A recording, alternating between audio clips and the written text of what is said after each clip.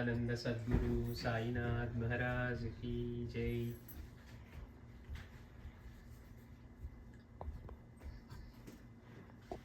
మనం బాబా యొక్క బోధనా దక్షత గురించి తెలుసుకుంటూ, బాబా బోధించదలిచింది లీలలో తెలియజేసేవారు, ఆయన జీవించి విధానంలో తెలియజేసేవారు, అలాగే కథల రూపంలో తెలియజేసేవారు అని మనం మాస్టర్ గారు చెప్పింది తెలుసుకుంటూ, అంతకుముందు వారం బాబా చెప్పిన కథ మళ్ళీ ఒకసారి గుర్తు చేసుకుంటున్నాం. ఒకడికి 5 కొడుకులు ఉన్నారు. వారిలో 4 ఆస్తిలో వారి భాగాలను పంచుకున్నారు. ఒక వ్యక్తికి 5 కొడుకులు ఉన్నారట. అందులో 4 ఆస్తిలో వారి భాగాలు పంచుకున్నారు. 2 తిరిగి తండ్రితో కలవదలిచారు. 4 ఆస్తి పంచుకున్నారు, 2 తండ్రితో కలవదలిచారట. ఆయన 2లో ఒకడికి విషం పెట్టమని తన భార్యను ఆజ్ఞాపించాడు. చూడండి, తండ్రి విషం పెట్టమని భార్యకు ఆజ్ఞాపించాడంట. ఆ 2 కలవదలుచుకుంటే తండ్రితో ఆయన ఏం చేశారు, వాళ్ళలో ఒకరికి విషం పెట్టమన్నారట. అది ఎవరికి చెప్పారు? భార్యకి, అంటే ఆ తల్లికి. ఆమె అలానే చేసింది. వాడు చనిపోయాడు. 2వ వాడు చెట్టు మీద నుండి పడి దెబ్బ తగిలి చావబోయి బ్రతికాడు. తండ్రి అతన్ని చంపక విడిచిపెట్టాడు. అతను 12 సంవత్సరాలు జీవించి ఒక కొడుకు ఒక కూతురు జన్మించాక చనిపోయాడు. దానికి ఈ కథ మనకి ఎలా ఉందంటే, మామూలుగా చెప్పుకునే కథలాగా ఉంది. ఎవరో 5 కొడుకులు ఉన్నారట, ఆస్తి పంచుకున్నారు, మళ్ళీ 4 పంచుకున్నారు, ఒకటి పంచుకోలేదు, మళ్ళీ 2 తండ్రితో కలవాలనుకున్నారు. కానీ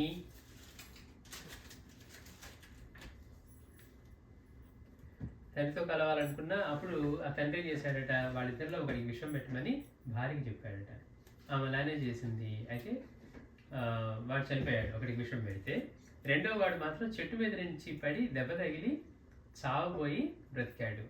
తండ్రి అతన్ని ఎట్లాగో చంపమంది ఒక్కడే కదా, తండ్రి అతన్ని చంపక విడిచి పెట్టాడు.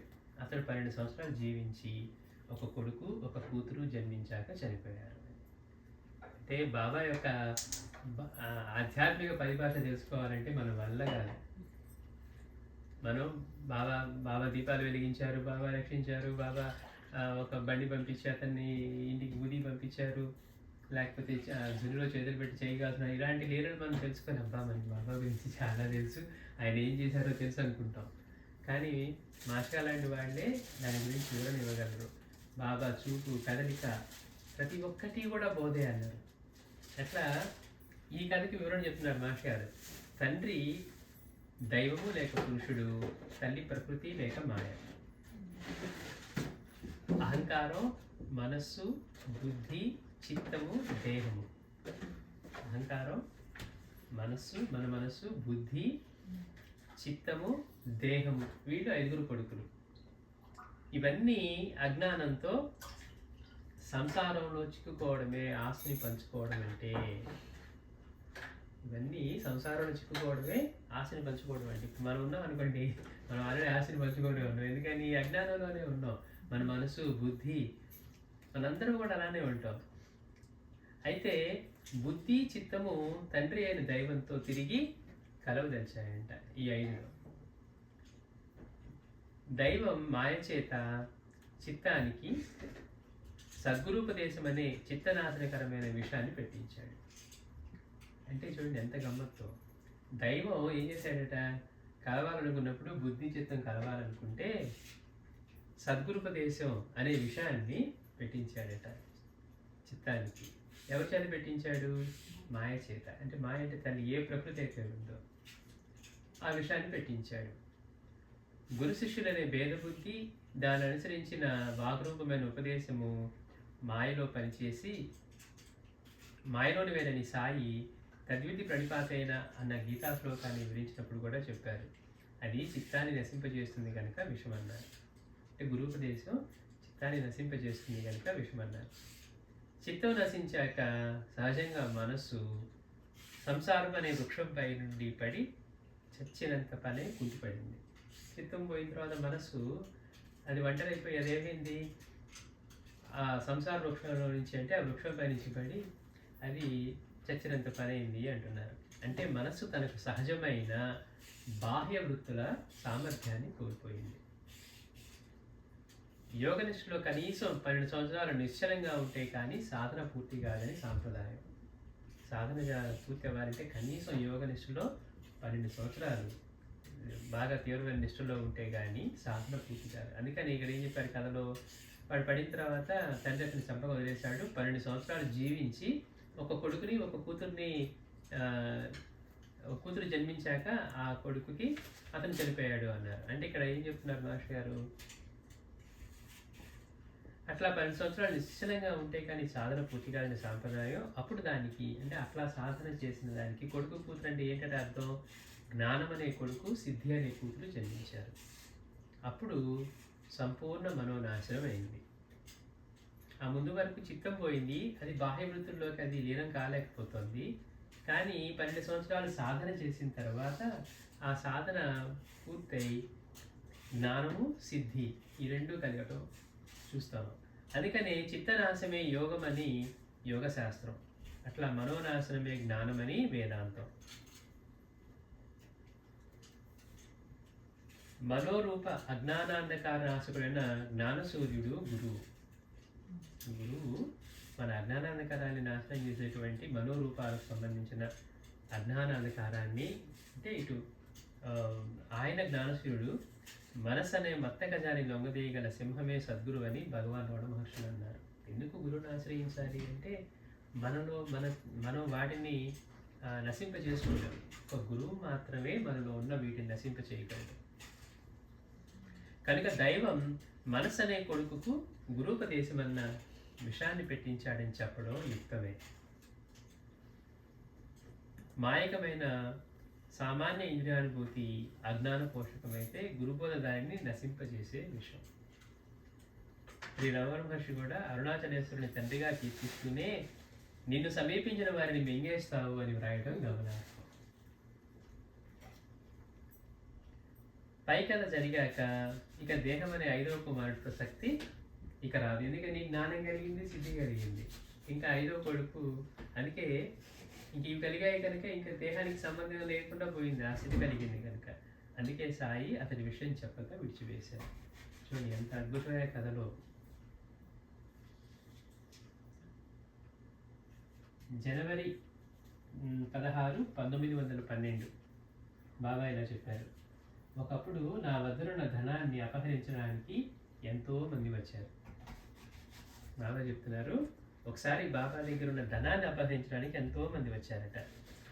నేను వారిని ఏమి అనక ధనాన్ని తీసుకుపోనిచ్చాను, కానీ వారి పేరును మాత్రం గుర్తుంచుకున్నాను.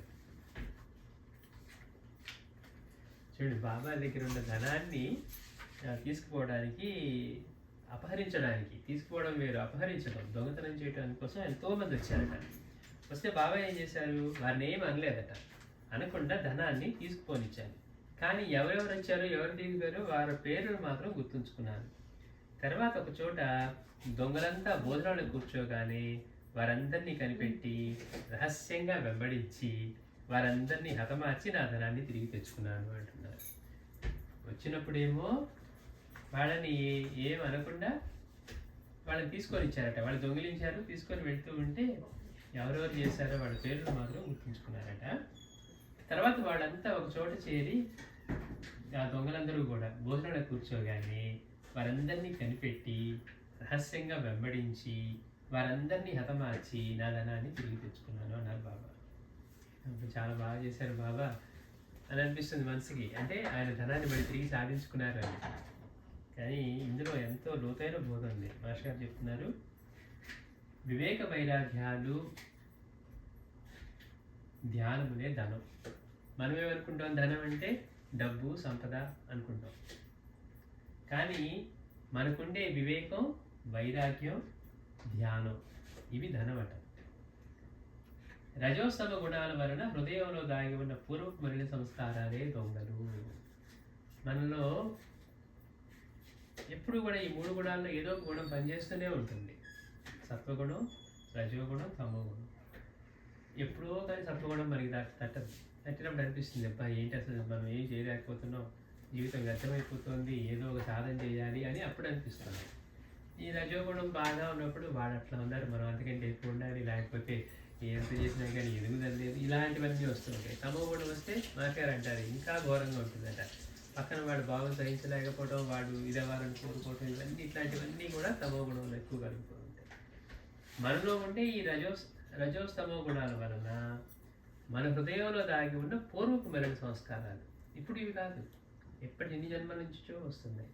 అంటే ఇప్పుడు సంస్కారాల్ని మనం కనుక వాటిని వదిలించుకోవడానికి ప్రయత్నం చేయకపోతే అవి ఇంకా ఇంకా బలపడి మనల్ని వెంటాడుతూనే మనతో పాటు ఎన్ని జన్మలు ఎక్కుతామో తోడుగా వస్తూనే ఉంటాయి. ఆ సంస్కారాలే దొంగలు. అంటే ఇప్పుడు ఏదో కష్టపడి మనం కొంచెం ధ్యానం, వివేకం, వైరాగ్యం ఏర్పరచుకుంటున్నాం అనుకోండి, మనలో సంస్కారాలు బాగా బలీయంగా ఉన్నాయి. అవి ఏం చేస్తాయి, ఇటువంటి వాటిని చేయనీయకుండా మనల్ని పక్కకు లాగుతూ ఉంటాయి. అందుకని వాటిని దొంగలు అన్నారు. అవి మనస్సును చంచలపరచడమే ధనాన్ని అపహరించడం. ఏదో కొద్దిగా పారాయణ కుదురుతుంది అనుకున్న సమయంలో ఏవో గుర్తొస్తుంటే ఏవో వస్తుంటే ఇవన్నీ కూడా మనసుని పక్కకి దారి పట్టిస్తూ ఉంటాయి అన్నమాట. అప్పటికప్పుడే మనసును నిగ్రహించుకొని ఆ సంస్కారం పక్కకు తోసివేయడం, ఆ దొంగలతో పోరాడి తన ధనాన్ని కాపాడుకోవడం. అలా ఆలోచన రాగానే, లేకపోతే మనలోని బలహీనతలు బయటపడగానే, మన ధ్యానాన్ని చెడగొడుతూ ఉన్నప్పుడు అప్పటికప్పుడే మనసును నిగ్రహించుకొని ఆ సంస్కారాల్ని ప్రక్కకు తోసివేయడం, ఆ దొంగలతో పోరాడి తన ధనాన్ని కాపాడుకోవడం. అలా చేస్తే తాత్కాలికంగా తన ధనాన్ని రక్షించుకోగలమేమో కానీ దొంగలు మాత్రం తప్పించుకుపోయి పొంచి ఉండి మరలా ఎప్పుడో దాడి చేసి మనల్ని చంపి ధనాన్ని అపహరించే యత్నంలోనే ఉంటారు. ఎంత అద్భుతం అంటే మనకు అనిపిస్తుంది, బాబా దగ్గరికి దొంగలు వచ్చినప్పుడు ఆయన ధనాన్ని కాజేయడానికి వచ్చినప్పుడు అప్పుడే పట్టుకోవచ్చు కదా వాళ్ళని. పట్టుకోలేదట, వాళ్ళని దొంగతనం చేయనిచ్చారు. దొంగతనం చేయనిచ్చి ఆ వచ్చిన వాళ్ళు ఎవరో వాళ్ళ పేర్లు గుర్తుపెట్టుకున్నారట. వాళ్ళ పేర్లు గుర్తుపెట్టుకొని వాళ్ళ భోజనానికి కూర్చున్నప్పుడు వాళ్ళందరినీ గమనించి వాళ్ళని వెంబడించి వాళ్ళందరినీ హతమార్చి తన ధనాన్ని తెచ్చుకున్నారట.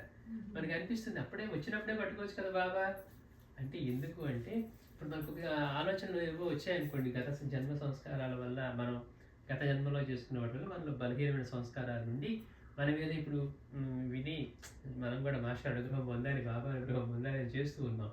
కానీ కూర్చోగానే ఆ సంస్కారాలు మనలో బలీయంగా పనిచేసి మనసుని పక్కకు లాగేస్తూ ఉన్నాయి. ఎందుకంటే మనలో రజోగుణం, తమో గుణం ఎక్కువ ఉంది అనుకుందాం. ఆ వచ్చినప్పుడు ఈ పాట ఆలోచన వచ్చిందని పక్కకు పెట్టేసిన ఆ దొంగని అప్పుడు ఏదో మనం తరివేసి పంపించినట్లు అవుతుంది అంటున్నారు. ఎందుకని, దొంగని ఇప్పుడు వాడు బతికే ఉంటాడు దొంగ, మనం వాడిని భయపెట్టి పరిగెత్తిచ్చామనుకోండి, వాడు వెళ్ళిపోతాడు. వెళ్ళిపోయి ఏం చేస్తాడు, మళ్ళీ అదం చూసుకొని మళ్ళీ వస్తాడు.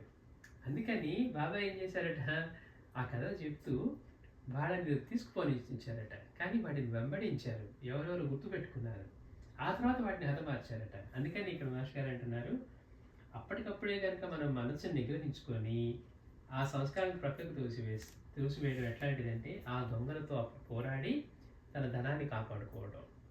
అలా చేస్తే తాత్కాలికంగా తన ధనాన్ని రక్షించుకోగలవేమో కానీ దొంగలు మాత్రం తప్పించుకుపోయి పొంచి ఉండి మరలా ఎప్పుడో దాడి చేసి మనల్ని చంపి ధనాన్ని అపహరించే యత్నంలోనే ఉంటారు. వాళ్ళు అది మానకుండా ఆ ప్రయత్నంలోనే ఉంటారు. కనుక సాయి మనసులో మెదిలిన సంస్కారాలను ఆటంకపరచక అవేమిటో నిశ్చితంగా గుర్తించి తాత్కాలికంగా ఊరుకున్నారు. అంటే మనలో కూడా ఇప్పుడు మనం ధ్యానానికి కూర్చున్నాం, పారాయణకి కూర్చున్నాం, ఏవేవో ఆలోచనలు వస్తూ ఉన్నాయి. మన ఒక్క ప్రయత్నం కూడా చేయాల. ఇప్పుడు ఒక లెక్క చేయాలనుకోండి, మనం ఆలోచన చేస్తాం ఇది ఎలా చేయాలి, పారాయణ చేసుకుంటూ ఉన్నాం, కానీ మనసులో ఏవేవో థాట్స్ వస్తూ ఉన్నాయి, మన కంట్రోల్లో లేకుండా ఉన్నాయి. ఎందుకు వస్తూ ఉన్నాయి అంటే మన ప్రీవియస్ బర్త్స్ నుంచి ఏవైతే అలా క్యారీ ఫార్వర్డ్ అవుతూ ఉన్నాయో మనలో సంస్కారాలన్నీ కూడా అవి గుణాలు పనిచేసి మన మనసుని ఎందుకు చేస్తాం పారాయణ, లేకపోతే ఇంకోటి ఆయన గొప్ప ఏంటి, ఇలా అనుకునేవాళ్ళు కూడా ఎంతోమంది ఉంటారు. సో ఏ రకంగా వచ్చినా కానీ దాన్ని ఏం చేయాలట, అబ్జర్వ్ చేయమంటున్నారు. అంతేగాని మనకి ఒక బ్యాడ్ థాట్ వచ్చింది, మనం దీన్ని ఎట్లాగని ఇప్పుడిప్పుడే దాన్ని మనం క్లెన్స్ చేసుకోవాలనుకోకూడదట. మనకి ఎలాంటి థాట్స్ వస్తున్నాయో వాచ్ చేయాలి.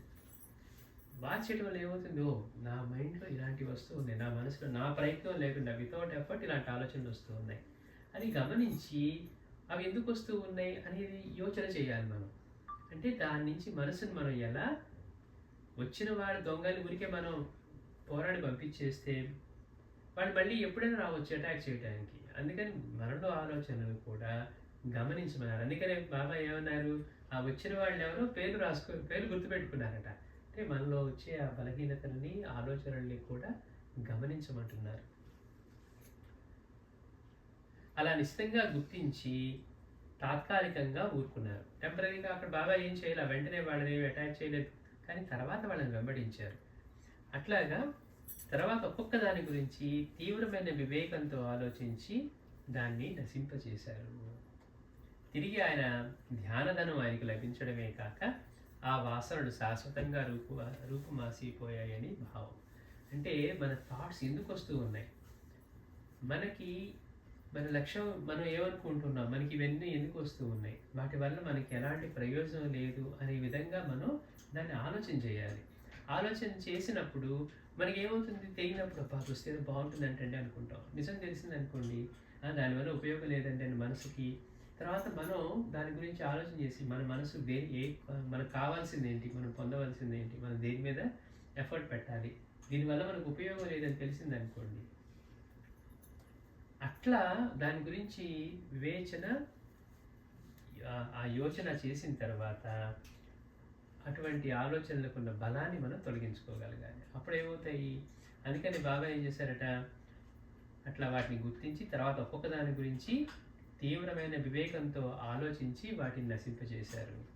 తిరిగి ఆయన ధనాన్ని పొందారు. అంటే ధ్యాన ధనాన్ని, అంటే మన మనసుని ఏవైతే పక్కదారి పట్టిస్తూ ఉన్నాయో వాటన్నిటినీ ఆయన తొలగించుకోగలిగారు. ఆ వాసనలు శాశ్వతంగా రూపుమాసిపోయాయని భావం.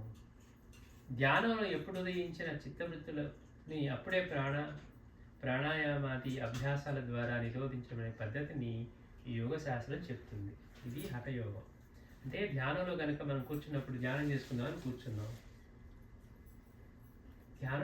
కూర్చున్నాం కానీ అన్నీ పనిచేస్తూనే ఉంటాయి కదా. మరి గుండె పనిచేస్తూ ఉంది, మరి అట్లానే మైండ్ కూడా పనిచేస్తుంది కాబట్టి మైండ్లోంచి ఆలోచనలు వస్తున్నాయి. ఎప్పుడైనా ఉదయించిన చిత్తవృత్తులని అప్పుడే ప్రాణాయామాది అభ్యాసాల ద్వారా నిరోధించబడే పద్ధతి యోగ శాస్త్రం చెప్తుంది. అంటే కొంతమందికి మాస్టర్ కూడా చెప్పారట, మనసు నిలవట్లేదు మాస్టర్, పారాయణ చేసుకోవాలంటే కొంచెంసేపు ముందు ప్రాణాయామం చేస్తే ఏమవుతుంది, మనం కూడా చెప్పుకున్నాం, మాస్టర్ బాబా బాబా చెప్తారు, మన ధ్యాసకి, మనలో ఉండే ఈ చలన శక్తికి, తర్వాత మనం ఈ ప్రాణాయామం అంటే ఇప్పుడు మనం గాలి తీసుకుంటూ ఉన్నాం, అది కనుక చూడండి మనం బాగా యాజిటేట్గా ఉన్నప్పుడు ఎలా ఉంటుంది, మన బ్రీతింగ్ బాగా ఫాస్ట్గా ఉంటుంది. అదే మనం రిలాక్స్డ్గా ఉంటే మన బ్రీతింగ్ ఎంతో స్లోగా ఉంటుంది. ప్రాణాయామంలో ఏమవుతుంది, మనం నిదానంగా కంట్రోల్డ్గా మనం బ్రీతింగ్ చేస్తాం. రకరకాల ప్రాణాయామాలు ఉన్నాయి, వాటిలో ఏమవుతుంది, ఇదంతా కూడా కంట్రోల్డ్ బ్రీతింగ్, కాన్షియస్ బ్రీతింగ్. మనం ఇప్పుడు బ్రీత్ చేస్తూనే ఉన్నాం, మాట్లాడుతున్నాం, కానీ మన ఎఫర్ట్ లేకుండా జరుగుతుంది. మనం బ్రీతింగ్ చేయాలని కూర్చున్నప్పుడు మనం ఏదో ఒక దాని ద్వారా తీసుకోవడం, మళ్ళీ దాన్ని బంధించడం, మళ్ళీ వదలటం, అట్లా మనం పని చేస్తూ ఉంటాం. దీని ద్వారా మనలో ఉన్న ఆ ప్రాణశక్తి ఇవన్నీ కూడా కంట్రోల్ అవుతాయి అన్నమాట. అట్లా మనసు కూడా దాన్ని కంట్రోల్ అవుతుంది. అందుకని యోగశాస్త్రం ఏం చెప్పిందంటే హఠయోగంలో, అంటే అట్లా కనుక వచ్చినప్పుడు ప్రాణాయామాలు చేసి, అంటే మనలో ఏవో థాట్స్ వస్తున్నాయి, కంట్రోల్ లేకుండా వస్తున్నాయి, అలాంటి సమయాల్లో ప్రాణాయామం ద్వారా వాటిని కంట్రోల్ చేసుకోవడం అనే పద్ధతిని హఠయోగం చెప్పింది. అలా కాక మరొక పద్ధతిని చెప్పాడు బుద్ధుడు, శంకరుడు. అదేంటట, మనలో అనుక్షణము ఉత్పన్నమయ్యే వృత్తులతో, అంటే తలంపులతో తాదాత్మ్యం చెందడం వల్ల వాటికి లొంగిపోతాం. మనలో ఒక కోరిక కలిగింది అంటే బాగా చూసి అనుకోండి, ఎప్పుడైతే మనం దాంతో మనం ఇన్వాల్వ్ అయిపోయామో, దాంతో ఇన్వాల్వ్ అయిపోయినప్పుడు వాటికి లొంగిపోతాం అంటున్నారు. ఇది తెలిసి అభ్యాసి తనలో ఉత్పన్నమయ్యే విషయ చింతనను తటస్థుడై నిశ్చితంగా గమనిస్తూ ఉంటే వాటితో తాదాత్మ్యం చెందే సంస్కారం నశిస్తుంది. అందుకని ఏం చెప్తారు, మనకి ఎప్పుడైనా ఏవైనా ఆలోచనలు వస్తూ ఉంటే మనం ముందు బాధపడటం కదా, అయ్యో ఏంటి ఇలాంటి ఆలోచన వచ్చింది అని మనం బాధపడకుండా, ఏం ఆలోచన వచ్చింది అని ఊరికే గమనించి, ఇది నాకు సంబంధించింది కాదు, నేను తెచ్చుకున్న ఆలోచన కాదు అని దాన్ని మనం కనుక పక్క నుంచి చూస్తూ ఉంటే, మనకి ఆ థాట్ మంది కాదు. ఇప్పుడు ఏవో బ్యాడ్ థాట్స్ వచ్చాయో, లేకపోతే అన్నెసెసరీ థాట్స్ ఏవో వచ్చాయనుకోండి, ఆ థాట్స్ తోటి మనం ఐడెంటిఫై అవ్వకూడదు. ఆ థాట్ నాదే అన్నట్లుగా ఐడెంటిఫై అవ్వకుండా ఆ థాట్స్ ఏవో వస్తున్నాయి, వాటిని మనం అబ్జర్వ్ చేద్దాం.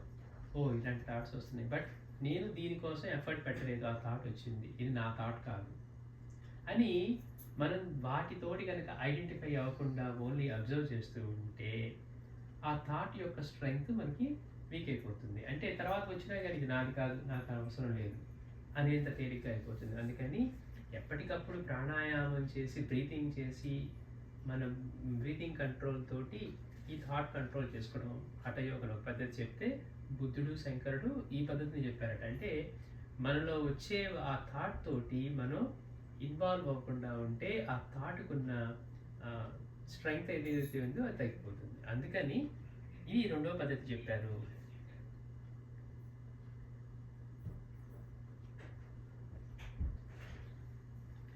మరొకరికి వస్తున్న తలంపులను చూస్తున్నట్లుగా నిర్లిప్తంగా ఉండగలుగుతాడు. అంటే ఇవి నావి కాదు ఈ థాట్స్ అని మనం చూడగలుగుతాము అని. అట్లా అంటే మనకి థాట్స్ మనకే వస్తున్నప్పటికీ కూడా మనం వాటిని అబ్జర్వ్ చేస్తూ ఉంటాం తప్పించి మనం వాటితో ఐడెంటిఫై అవ్వకుండా, వాటితోటి తాదాత్మ్యం లేకుండా వాటిని గమనిస్తాం. ఈ వేరే వాళ్ళ థాట్స్ అంటే వేరే వాళ్ళ మాటలు వింటే కనుక మనం ఎట్లా ఉంటాం అన్నట్టుగా ఉండటం వల్ల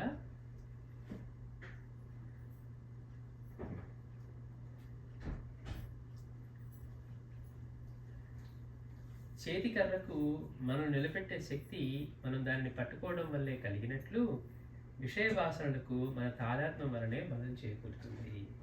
మాస్టర్ అంటున్నారు, ఇప్పుడు ఎవరైనా నడవలేని వాళ్ళు సపోర్ట్కి స్టిక్ పట్టుకుంటారు. స్టిక్లో బలం ఉంటుందా అంటే మనలో ఉన్న బలమే స్టిక్కి పట్టుకోవడం వల్ల అది మనల్ని సపోర్ట్ చేస్తుంది. మనం స్టిక్ని బలహీనంగా పట్టుకున్నాం అనుకోండి, మనం వీక్గా పట్టుకుంటే ఏమవుతుంది, స్టిక్ ఉన్నా కానీ మనం పడిపోతాం. అంటే మన థాట్ కూడా మనం బలంగా దాన్ని పట్టుకొని తాదాత్మ్యం చెందితే అది మనల్ని బాధిస్తుంది.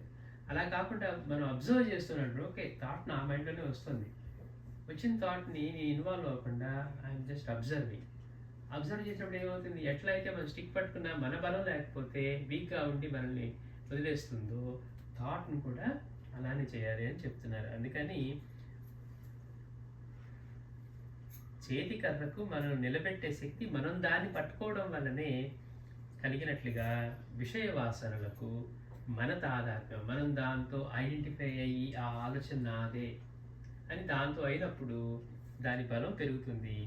అలా కాకపోతే అది బలహీనపడుతుంది. కనుక మన తలంపులు క్రమంగా మన మీద ఎట్టి ప్రభావం లేకుండా పోతుంది. చాలా వరకు తలంపులు ఉపశమించి చిత్తం శమిస్తుంది. అప్పటికే పూర్వజన్మ సంస్కారం వలన అప్పుడప్పుడు రాగద్వేషాది ద్వంద్వాల వలన కలిగే భావాలు తలెత్తుతూ ఉండవచ్చు.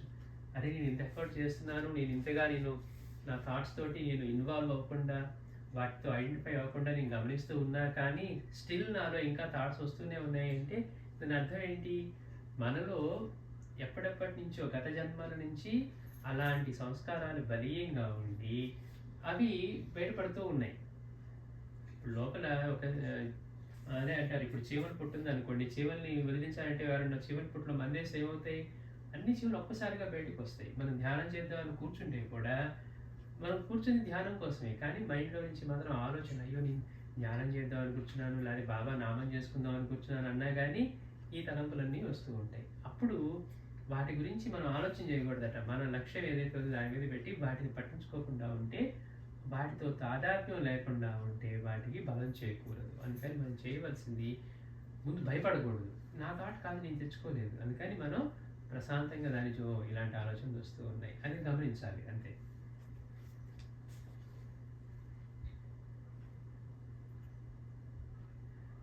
వాటిని నిర్లిప్తంగా గమనించి గుర్తించి వాటికి మూలమైన మన అజ్ఞానపు భావాలను గురించి తీవ్రంగా వివేచించక అవి నిస్సారాలని అసత్యాలని తేలడం వల్ల అవి నశించిపోతాయి. అవి కావాలనుకున్నాను, ఇవి కావాలనుకున్నాను, ఇంకేదో అనుకున్నాను, ఇలా అనుకుంటూ ఉన్నాం అనుకోండి, ఇప్పుడు ఆలోచించిన తర్వాత నిజమే ఇది ఉంటే బాగుంది అనుకున్నాం కానీ లేకుండా ఉంటేనే హాయిగా ఉందని మనసుకు తెలిసినప్పుడు మళ్ళీ దాని మీద కోరిక కలగదు. ఏదైనా చూడండి, ఇప్పుడు ఏదైనా ఒకటి ఉంటేనే బాగుంటుంది అని మనసుకు అనిపిస్తుంది, అది కావాలి ఇది కావాలని. దాని గురించి ఆలోచించాం, అబ్బా ఇవన్నీ తీసుకుంటే ఇప్పుడు దీన్ని మెయింటైన్ చేయలేము, లేకపోతే దీనివల్ల ఇన్ని ఇబ్బందులు ఉంటాయి, ఫ్రీగా అమ్మలేమని ఒక ఆలోచన వచ్చింది అనుకోండి, పక్కన వాడు ఎన్ని చెప్తున్నా మన తాదాత్మ్యం ఎట్లా ఉంటుంది, దాని మీదకి పోదు. ఎందుకని దాని గురించి ఆలోచించాం, అది మనకి ప్రయోజనం కాదు అని మనకి తెలిసినప్పుడు అవి నిస్సారాలని అసత్యాలని తేలడం వల్ల అవి నశించిపోతాయి.